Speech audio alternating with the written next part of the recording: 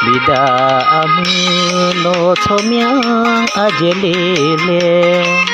chomyang sinyalona tipo thanjua ni po site sinyalona ado ani negabima no chomyang te sinyamoa amuni damelode o Uchiulene no pyona lete numonya ngale do chagana anina hai do gatala tiga gajomine galanya sama mabo achomine no te tiga gajoma No tipo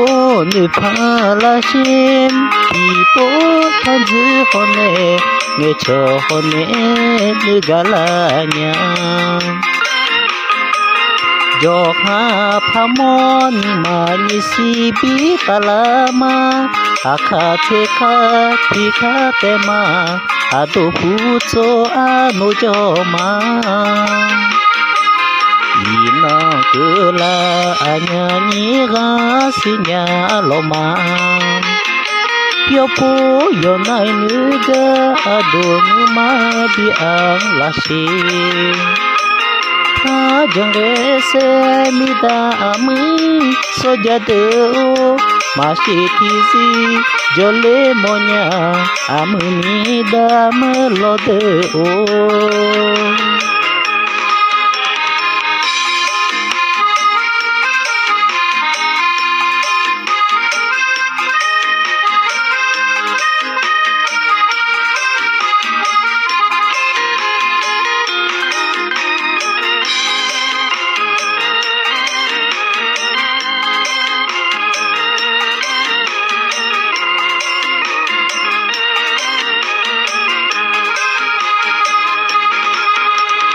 No tipo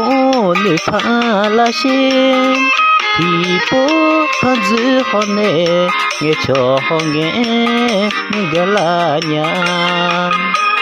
Joha phangon mani sibi talama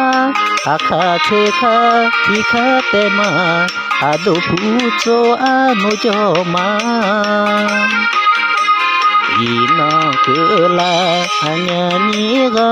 sinyalomam Yopo yonai nuga adonu mae biang lasim Tajong rese